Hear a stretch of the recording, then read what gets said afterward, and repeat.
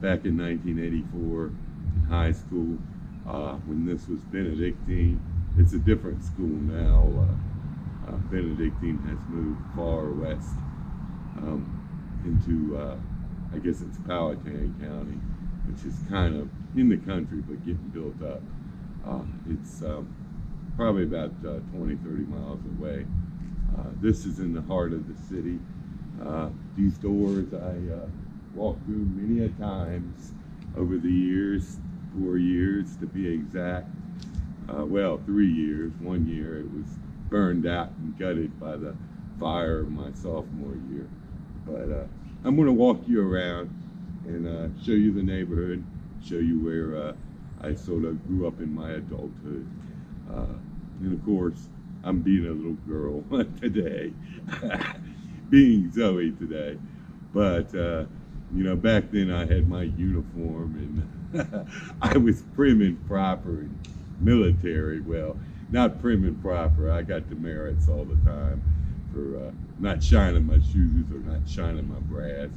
I was a little half-assed, but then I was a buck private or private first class. Actually, I made it to private first class. That was something to be said. So anyway, I just want to give you a little walk around and add to the other video that I did about my middle school years. So we'll begin here, and I will narrate it as best I can remember, tell you a little tidbits, and walk you up to the girls' school, which I could never walk up to when I was here. I was too shy and too embarrassed and dysfunctional at the time too, I might add. You know why. Many dysfunctions, social dysfunctions, family dysfunctions. But I managed to get through Benedictine okay when I was here. The first 2 years were rough. The second 2 years weren't too bad. The last year was actually pretty good overall. And junior year was pretty good, considering I had my ups and downs, as you know, with my little bipolar stuff, which wasn't certified then. It was not known, but it was there, I guess. It's always there. They just don't find it till later in life, and mine wasn't found till college, really, or after college. But I got through here and didn't think I would when I walked in the door in 1984 on a hot, steamy summer day in August. They had no air conditioning at the time. The building was not as nice looking either. It had been redone, and it looked pretty much the way it looks now when it was renovated. But when I was here, there was no air conditioning, steam heat, old plaster walls, beat to hell, 100 years old of age showing, or damn near 100 years of age. And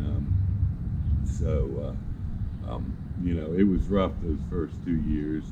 The first year was rough. The second year was even worse because the school did burn down towards the end of the sophomore year. So we had to spend the junior year in trailers right across the street on the Virginia Museum property.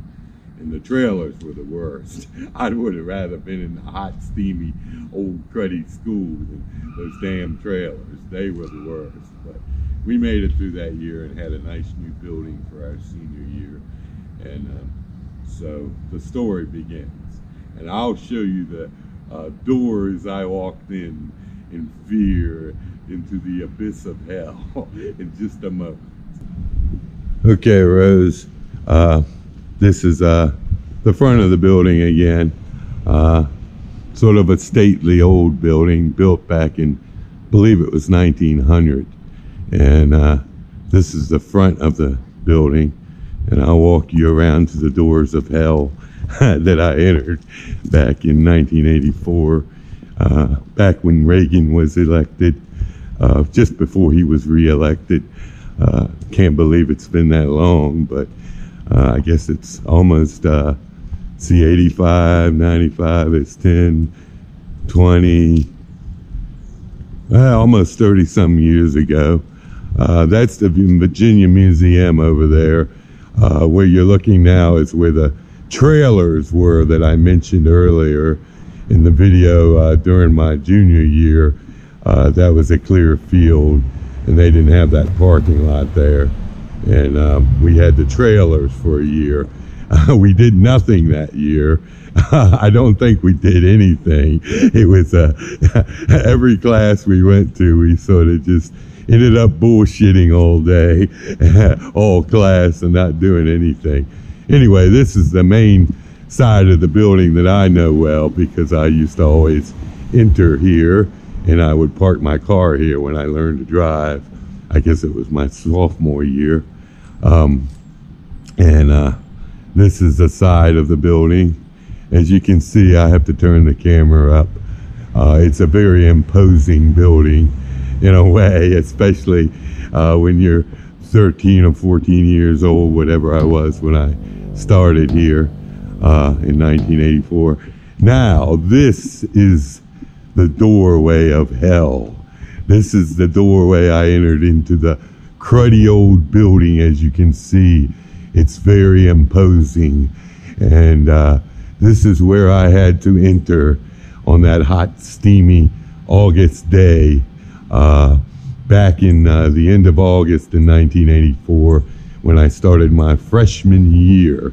And that area there where you see the vents, that used to be a maintenance shop. That's where I met Charlie. I'll get into that in a moment, but he had his shop down there, and they had boilers in there. It was hot as hell. And then when they remodeled the building, you can see over there in the back, they had the new maintenance shop that they built right there. That was done when they redid the building. And I used to hang out there too all the time with Charlie. And we would spend the mornings bullshitting and hanging out, and that's where I worked for a long time in the summers, and you know, redoing the building for the school year. I did it, I think my senior or junior year, and then my senior year after I graduated, I worked here a year. This section there, that was built in the 70s, I think. It kind of blends in, you can't really tell. Up top was where the library was, and it was a multi-purpose room before that. But you see the gym over there, and then you can see the houses on the street. And I'll scan back here so you can get a better look at the building. And it's changed a little bit around here. So with the Virginia Museum and the Historical Society, both have museums where you're looking. Virginia Museum to your right, and the part of the Virginia Museum to your left, and part of the Historical Society. And now this is the imposing building. As you can see, the way it looks hasn't changed at all. They just put new windows in, basically. Well, they did more than that when they renovated it, but that's the only thing you notice different on the outside is the dark windows. They used to have old windows that actually opened up, and you had to open them in the summertime because it was hot as hell. Now, the gym was built in the 50s, sometime in the 50s, and that was built pretty much close to the original design of the building, as you can now see. And anyway, this is really where I kind of hung out the most, on this side of the building during my time here. And if you look straight up ahead, that's where the girls' school is. That's where the St. Gertrude's is, a block or two up there, and I'll take you up there. and show you in a moment. I've only been up there once or twice, even 40 years later, I haven't been up there. That's how scared of the girls I was, I guess. I don't know. But anyway, this is I'm just going to walk you around and show you the kind of the neighborhood. This school was nestled in a nice little fan neighborhood. Of course, when they built the school, all these apartments and houses weren't even here. It was just a big open field, basically. And it wasn't until later that they started slowly building the neighborhood up over the years. And this is the front of the gym. You can see the name is still engraved in the stone there. They haven't changed that since they changed the school, but I always remember it as Benedictine. I don't know what they're calling it now, but it sat here for a couple years empty after the school moved and needed so much repair that the Catholic diocese didn't want to spend the money to or didn't have the money to spend to redo it, so they kind of leased it out to the people that have it now. And it's got some symmetry here. This parking lot is where we did formation every morning and every evening. Until later years, they got a little laxed on it. We didn't do the afternoon much. That kind of started after the fire, and we were in the trailers. They kind of slacked off and never did pick back up when we were here our senior year. But I guess they did finally again later. But the church, you can see, that's a regular church. That's not just for the school. That's the Catholic church around here. St. Benedict's, they call it. And that house you see there is where the priest used to live. And, you know, they ran the school, and a lot of them lived there. Some of them lived in these houses. The church bought some of those houses you see in the distance. And they lived in there. So anyway, it's a quaint little neighborhood of sorts. I like this neighborhood. I don't know why they had to move the school, because it just seems like this school is just not right. Being an elitist school out in the far, far west end in suburbia. One thing I wanted to mention about my years here, we used to have one of the priests, or brothers I should say, that would come out with a big fat cigar and smoke in front of that, in front of the rectory or whatever they call it next to the church. And he was a character, need I say more. He had an obsession with talking about sexual matters sometimes with people, and the kids would joke about it all the time, and I always thought something was a little strange about that, but I don't know what the real story is behind it all. But it would be remiss for me not to mention him. His name was Father Donald, as I recall, and he has since passed away, but he was a fixture here for many, many years, and I knew him a little bit. I talked to him sometimes. He used to kind of take on to me for some reason. I don't think it was anything nefarious, but he did in a way. But then he would do that with other people too. But I was kind of the quiet one, and I guess he was curious about me. He taught religion too, religion class, in one particular level. I forget what year it was, sophomore year, but he just I don't know. He knew I was a deep thinker, I think, and you know, I was not a religious person, and he was kind of trying to bring me into religion, but he didn't force it down you know, my throat or anything. He just kind of tried to put it out there, and so that was Father Donald, the old fixture here, where you see the Mother Mary over there, the little statue. He would stand there in the mornings smoking that big cigar. He'd do it sometimes in the afternoon, but usually it was the mornings. And then over here by the gym here that you see, that was the that other building right in between was the was kind of the like the office part of the school. Upstairs they had the school office and stuff, and underneath they had the cafeteria and the military office, and that's where Colonel Dean had his little place.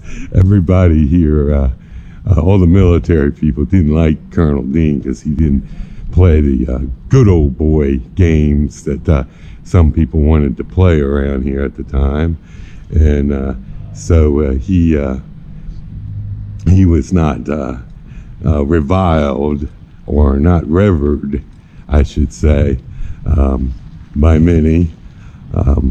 He used to wear this this cologne that you could smell a mile away. I don't know what it was. It was a nice smell, but whenever he was anywhere to be seen, or was anywhere, he left a trail of this cologne behind. So if you smelled that, you knew he was around somewhere, or had been around.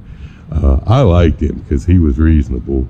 He was the only one that was pretty fair and reasonable, it seemed at times. I mean, I didn't have a problem with the military people too much, but they did play a lot of good old boy games at the time, and he just would not put up with that kind of stuff, and so they didn't particularly like him too much for that. But that was the story there. My years here, there's so many stories to tell of this place. There is the story about the fire. That also happened in April, shortly after my birthday. I remember getting the weirdest feeling one morning when I woke up, and I knew nothing about what was going on. The fire started early in the morning, like around 1 or 2 o'clock in the morning, and I had not watched the news or anything. I just got this funny feeling, and I didn't really pay much attention to it. And me and my mother came, you know, this is before I could drive. She drove me down here, and they had all the streets blocked off, obviously, because they had almost every fire crew in the area here trying to put this fire out. And I looked at the back of the school, and it didn't look as bad as it actually turned out to be. You know, the roof was still partly there. It just looked like maybe it was a fire in the roof or something, and that was it. Well, later that day, I got a chance to walk inside the burned out guts of the building, and it was a mess. The steel beams were so hot, they had melted on the roof, and there were thousands of gallons of water on the very bottom floor. You couldn't even get to that floor. Everything else was totally water damaged and ruined. The entire building was just totally ruined. And when they did renovate it, they had to completely gut the building to the bare brick. I mean, everything had to go. And so that's what they did. And it took about a year to renovate this building, but they kept running out of money and having money problems. They could have got it done probably a little bit quicker, but they just didn't have the money to keep a crews on it around the clock like they had started at first to do. So we had to spend all our time in that gym that year that the school had actually burned. We spent the rest of the year in the gym because of state law required that you had to have a certain amount of time in school. They didn't account for disasters like what happened here. So they kept us in the gym. We didn't really do anything. They just tried to keep us entertained, and we stayed here for as long as we had to, you know, day-wise. And finally, we were allowed to just go home somewhat earlier than we normally would. And the next year, we were in the trailers over on the Virginia Museum property across the street from the front of the building. So that's the story there. And it was a mess. It was a mess. Those trailers, like I said, were god-awful hell. That year was god-awful hell in those trailers. They were cold as shit in winter and hot as hell in summer. And they were so cheap, you know. One trailer, we between our English class trailer and a math class trailer, they had this thing going on where they were slowly tearing this hole through the wall between the two classrooms that were in this one trailer. And finally, towards the end of the year, the whole wall was torn out, and they tore a hole through to the other classroom. I mean, everybody was just bonkers that year, and nothing was quite right. Like I had said earlier, nothing got done. We didn't really learn that much other than how to survive and make the best of what we had, because we didn't have much. Now, what you're looking at over there is the Daughters of the Confederacy home. Well, it used to be. It belongs to Virginia Museum now, but for many, many years it belonged to the Daughters of the Confederacy, and until there was only one lady left, and when she died, they donated it to the museum. And you can look down the street and see the other angle. And this building, aside from its political nature to some people, it's a beautiful building. It's a replica, kind of the White House, if you notice. In fact, it's so close to looking like the White House that when I was here in high school, they filmed a movie here about Lincoln, and they had this entire street here covered in grass, and they had wagons and carriages and horses and some famous actors. I forget who was in it, but they were out here for about a week or two, maybe 3 weeks, filming the movie, and we kind of get a glimpse of it in between classes, or doing throughout the day. And this is the church, St. Benedict's. It's a beautiful church inside. It's not real intricate or extravagant, but it's nicely done.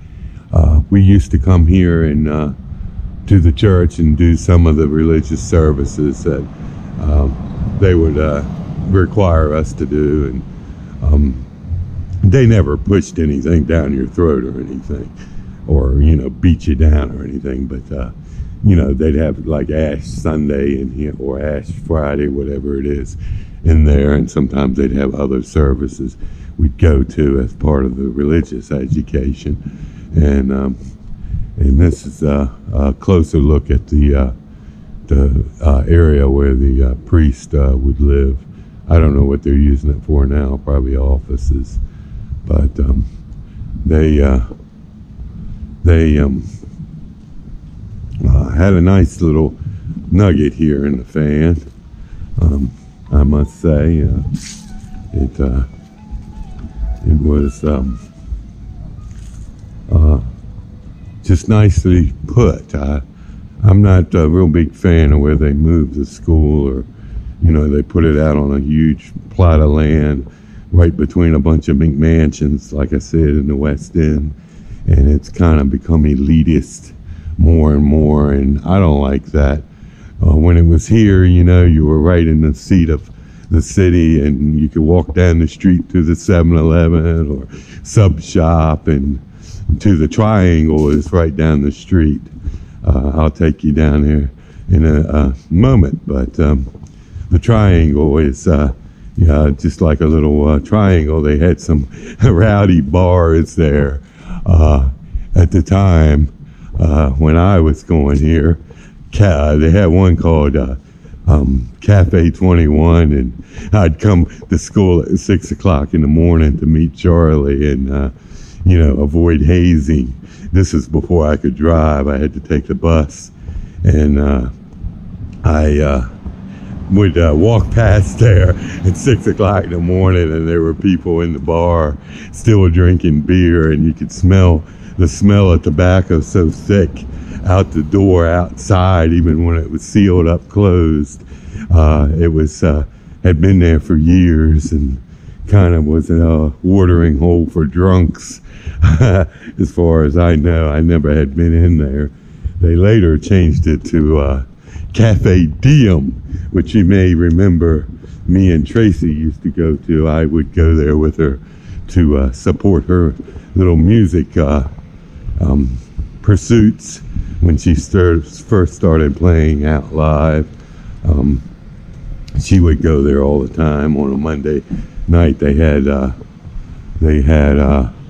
open mic night, so I would go there with her. It wasn't quite as rowdy then. It was rowdy, but not like Cafe 21. It had kind of a more hip crowd, and you didn't have people hanging around till 6 o'clock in the morning like you do, like you did there. And of course they had the famous Ritz. Everybody got blitzed at the Ritz. That's the Virginia Historical Society, by the way. That used to be a field with a bunch of trees. I don't know what they have in there now. That other building you're looking at, that was a hospital, then later a old ladies home, and then now it's condos. I forget what they call it, but these are little apartments here along the way to the Triangle. And I would make this walk all the time when I took the bus to school and took the bus home. I lived over at near Willow Lawn Shopping Center, which is a couple of miles away, on the bus line off of Broad Street. I would walk to get the bus, or Monument. Monument had a bus that would go down there, and I liked the Monument better. It had less cruddy people on that bus than the Broad Street. But Broad Street wasn't real bad. It wasn't like the Chamberlain 37 over where I live in the ghetto north side. But back then I lived at Keswick Gardens, this god-awful 50s apartment complex, well 40s actually. Nothing ever worked. It was hot as hell, and rooms were small, bugs and crazy people. But I lived there for a while when I went to Benedictine. In fact, I lived there most of the time that I went there, at least the first couple years, I think. I can't remember, it's been so long. But this is one of the main avenues. I believe it's Park Avenue, and we're coming towards the Triangle. Okay, Rose, this is approaching the Triangle down this little city street. That's what I liked about this neighborhood around Benedictine. It had a historic flavor, a lot of color, unlike the McMansion suburbs of today and where it probably is now, where the school is now. I haven't never been to the new school. It's a nice school, nice building-wise, but I don't like the way they put it way out there like they did, and took it out of the city and took away all the color that the city has, and tried to make it sort of an Ivy League sort of place. I don't know what they're doing, but I'm not a fan of that. But anyway, that's the 7-Eleven. They're working on it now, putting new gas pumps in, or gas tanks in. But that 7-Eleven was here even when I was here in Benedictine. They built it about the time I went to Benedictine. And this is the triangle. That is what used to be Cafe 21, used to be Cafe Diem at one time. And there's one of the city buses that comes through here. Patterson bus. That also, you could take that home too. That was on the way. But I never took that one because it was a little bit longer walk than the one that I would take. And before I get back to the school, I will show you, this is what Cafe 21 used to be. Much nicer now. They have a rooftop bar in there now. When the pandemic isn't raging, people go out there and one of the famous local bars that have been here for years took it over from Cafe Diem. Buddies, they call it. Been in Richmond forever. Been in the Fan forever. All these little shops. They were different shops at the time that I was here, but they did have little shops here, and you can kind of get an idea of the walk to Monument and Broad. This goes to Monument first, and then the Broad. Now that building right there, that's the old Ritz, where you could get a blitz at the Ritz. I would walk by there at 6 o'clock in the morning on a Monday morning, and they would have, sometimes on a Wednesday or Tuesday morning, they would have broken up chairs and stuff laying outside the door, broken up tables. And you can guess what went on in the Ritz. And this used to be a little it's still a family restaurant, but they used to live upstairs. I don't know if they still do. But it was called something different. I can't remember the name of it. But as you can see, it all comes together. It's got a nice little feel to it. I kind of enjoyed coming down here weekly for school, and it was a nice walk, even if you walked. I could walk home sometimes, but it was kind of long. It was about 3 or 4 miles maybe to where I lived at Keswick at the time. But it was easier to get the bus, and the bus was cheap, so I'd get the bus. When I got a car, I could drive anywhere I wanted to, so it wasn't a big deal at all. I could get home in about 5 minutes, and I definitely liked that. So anyway,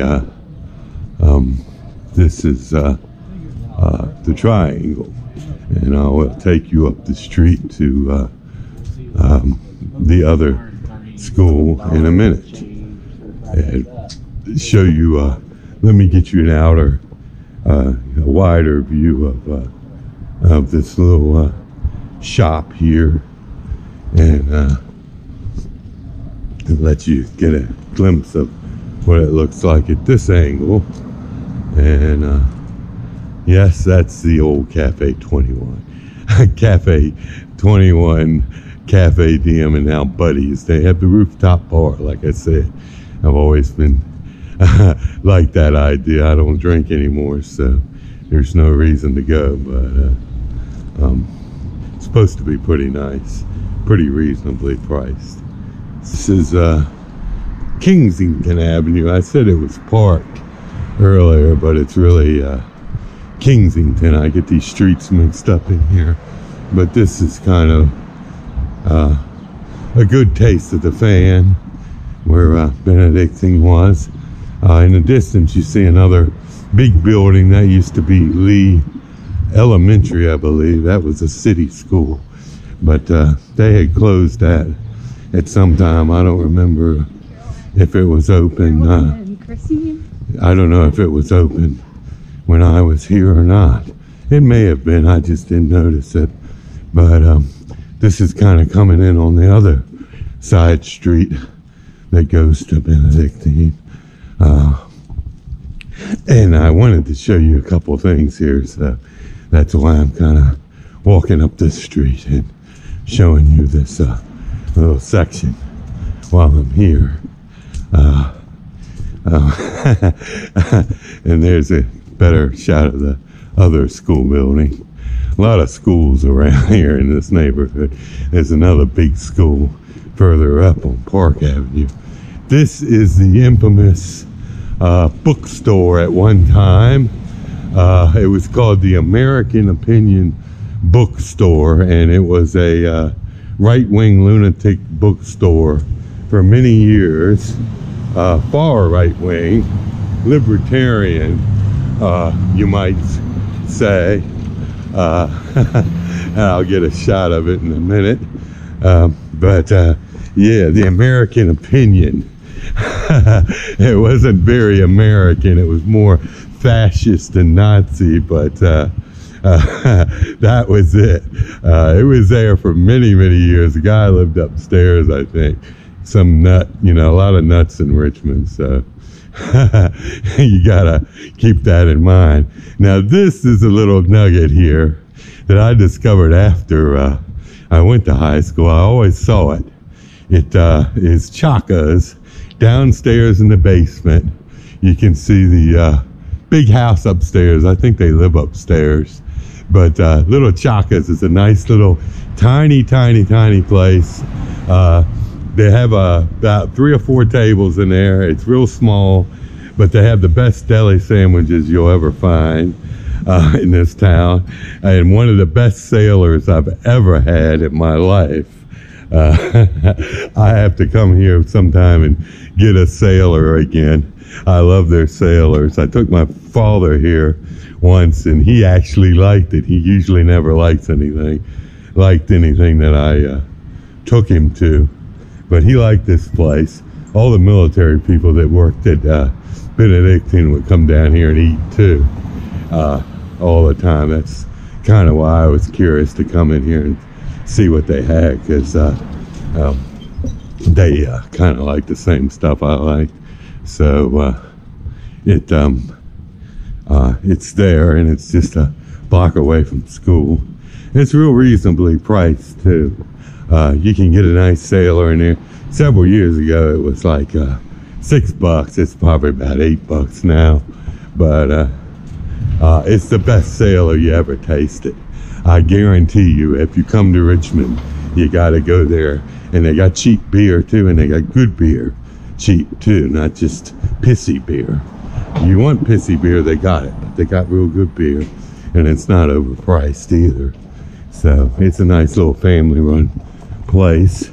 And this is a little alley maze they got back here. And then I'm gonna walk you up to the girls' school and show you what a walk it was just to see girls back in high school. Which I never did, unfortunately. Lacking in experience after my dealings with Tracy. Boy, I need some experience, don't I? She was a piece of work. I didn't meet her until, 1989, like the year after I graduated. Now we'll go up there, and I'll show you the girls' school. And we make the trip to St. Gertrude's. And I said, just like a woman's got to be her way, well, you know me, Zoe Sophia's got to be my way. Everything I do's got to be my way. I guess that's the girl coming out, isn't it? I don't know. But I always longed to come up here and fuck with the girls, but by that time I was so repressed and dysfunctional that I never felt like I could. I was scared and shy, and girls were just too new to me after the first year or two away from them in Benedictine, and it just got worse as the years went on. I didn't really get to see girls again until college, and really didn't really get to interact, on a more personal basis until I went to VCU, which was after 2 years of community college. So it kind of set me back in a way, in a lot of ways. But I guess that's the way it goes. So you live and learn. If I had to do it all over again, I would not have done it that way. But hindsight is always 20/20, isn't it not? Now here we are to the girls' school. And like I said, I haven't been up here in years. I don't think I've been up here but once in the last 40 years, 30 years. That's St. Gertrude's, as you can see. So it looks a little smaller. I don't know. They had a lot of girls there, so I don't know how they fit them all in there. But there's a classic truck. That one like I'd like to have.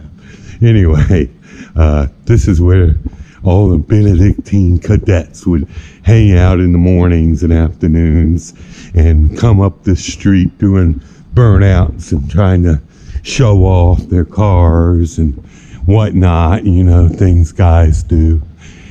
Me, I just like those uniforms. I wanted one myself. I wanted to wear one of those cute little plaid skirts that they wore at the time. They weren't that long either. They were kind of short. Not real short, but they were shorter than some I've seen today. And I always wanted one. I wanted to be a cheerleader too, of course. You know that already. I wanted to do a lot of girl things that I repressed back in those days, and still repressed all the way through college. But this is the stately girls' school, and I'll do a wide cut for you. Like I said, hadn't been here in 35 years, so I've done forgotten what it looked like. I only came up here once or twice. So, it was a long, long time ago. But they had a this was still here too.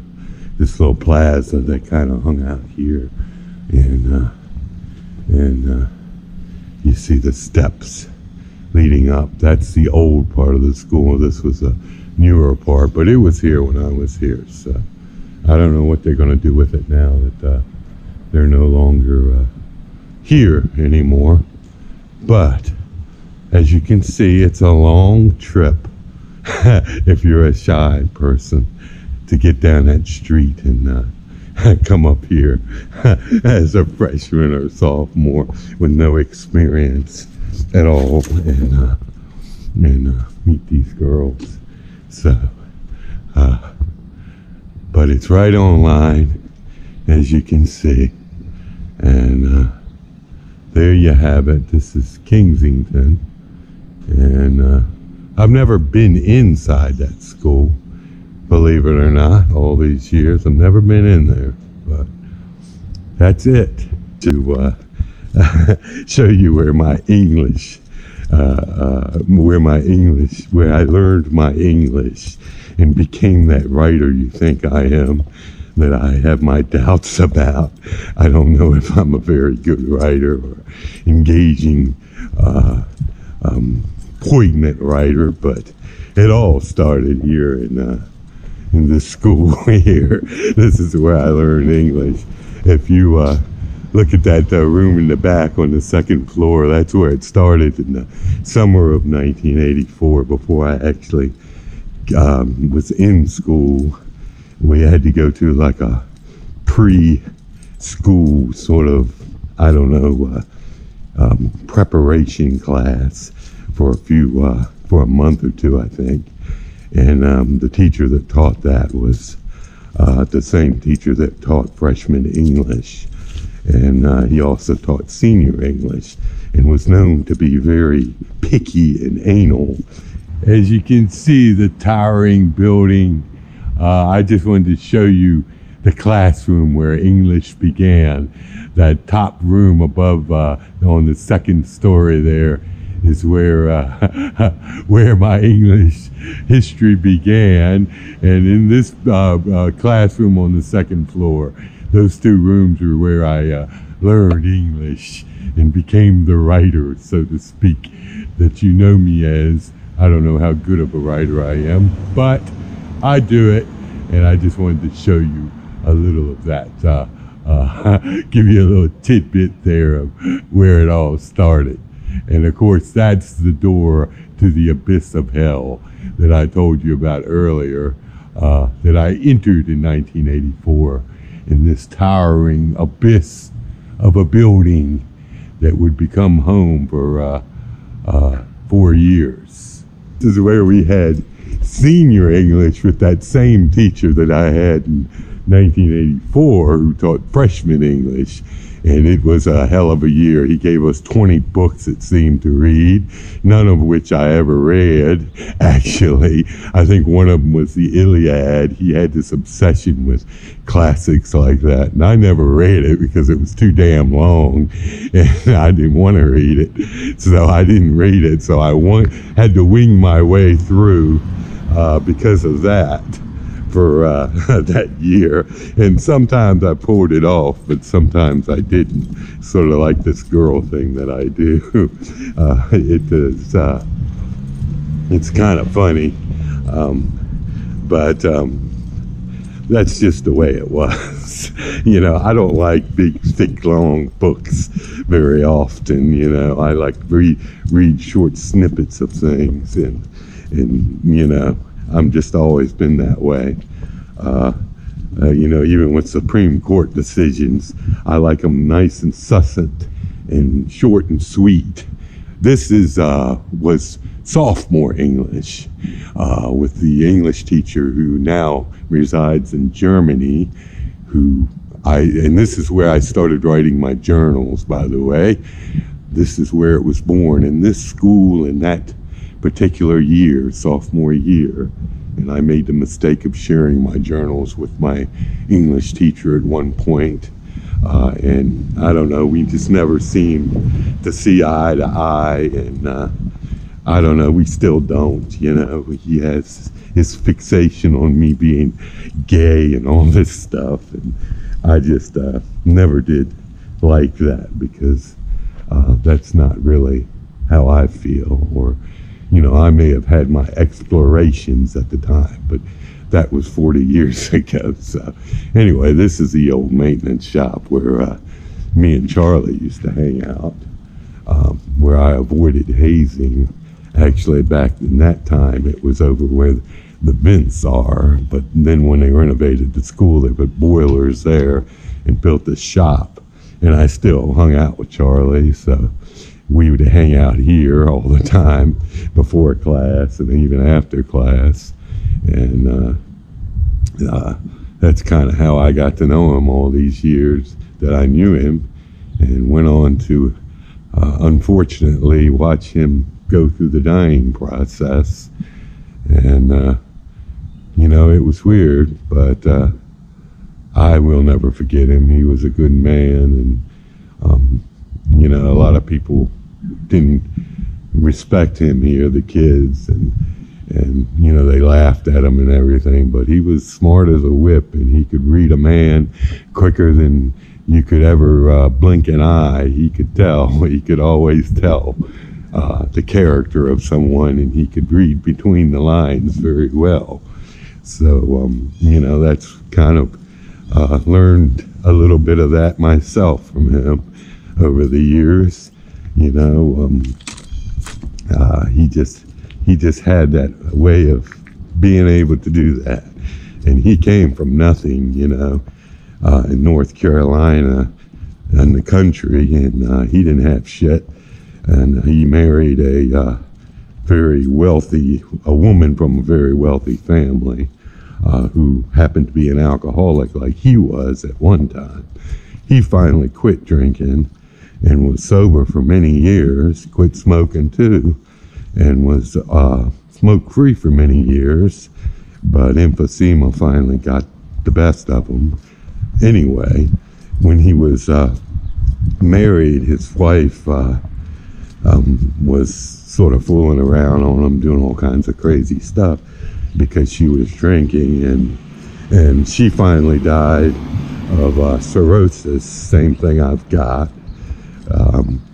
And he never talked about it a whole lot.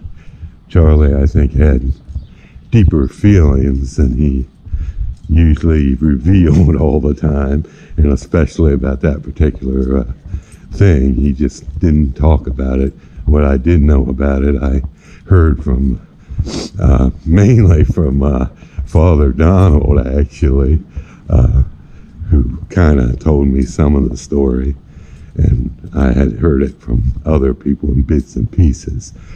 But I think he really loved his wife, but his wife's family didn't really accept him because he did come from a very poor place in life, and you know, he got above it a little bit when he got into mechanical work that he did, like with air conditioning and building maintenance and stuff. But he was just not, you know, he was not in the class that they thought that he should be. So they kind of never really respected him and respected the marriage that they had. And it was just a complicated situation. But, you know how those things go. But he was like a second father to me while I was here at this school, and even afterwards. You know, I never had much of a relationship with my own father, so he kind of stood in a kind of weird roundabout way. You know, he just did. We did, you know, a lot of things together, just little things, the day-to-day living things, and you know, got to know each other, and he always stood up for me and tried to do what he could for me. You know, he knew I came from nothing too, you know, so we related on that point. Now, I should have told you more about Charlie. He had a girlfriend that lived in that yellow house. She was an airline stewardess. She was about 40 something. He was in his 60s. He was like me. He liked the younger women. Anyway, he wasn't really a girlfriend, but he would go over there and talk to her all the time. And she kind of liked him. Everybody liked him, except the students here. Make fun of him, except me. I'd get pissing contests with him sometimes over stuff. He'd be trying to tell me to do things a certain way, and I didn't want to do them the way he told me, and I should have listened, because I would always screw something up, fuck it up really bad. I'll never forget the story of the gym door. We got these donated fire doors that are put together with this material that's like sawdust and this thick epoxy glue, and they're hard as hell to cut. They'll burn up a blade in 2 seconds on a circular saw or any kind of saw. And he told me, he says, don't cut that door, don't cut that door. This is the summertime, and this is when we had that asshole priest running things. They you know, he came after I graduated. I won't get into the story of him, but he was a child molester, and they finally got rid of him. But he didn't do anything here, but he had done it at previous schools, and they found out about it. And the old man used to tell me, he said, I know there's something wrong with him. He couldn't put his finger on it, but he knew something was up with him. And he was a very good judge of character. He could read people. He'd tell me all the background stories of things that went on in the church and in school and stuff, with the priests and whatnot. But anyway, he was the priest that was running things, and he was an asshole to everybody, especially the old man. So he didn't want me to cut that door, because he knew I'd fuck it up, and he'd get a bitch fest from this other priest that was running things. His name was Augustine. He was this German asshole. I don't know where they dug this guy up, but anyway, he told me, don't cut that door, and I cut it anyway, and I cut ripples in the bottom of it, fucked it up so bad. And of course, Mr. Augustine saw it, and he had a tissy fit. He's the same priest that was in his office with the old man one time. They were putting up a figurine of Jesus, and it slipped out of the Augustine's hand, and he said, "God damn it," real loud, and the old man didn't say nothing. It just said it all about his character, you know, his true character. But anyway, he saw this, and boy, he had a fit. He didn't know I had done it or something. Anyway, so they had to get a new door donated. They had people that donated this stuff that had gone here years before. They owned a mill, and which is over here in the fan, actually, close to it, Scott's Edition. And they had to get another one. He had to cut it and showed me how to do it, and it was a real bitch. But you get that saw blade in there, and it would just go all over the place. You couldn't keep it straight. You had to have a special brakes and all this shit to cut the damn thing with. But we finally got it fixed. But anyway, that's just a little tidbit of my days here. I wonder what the old man would think of my girlishness here these days. I'm sure he would remain silent. He wouldn't really give a shit, but he'd want to say something, but he wouldn't say it. But he was like that, you know. He was a good man, but kind of a funny, sort of eccentric in some ways.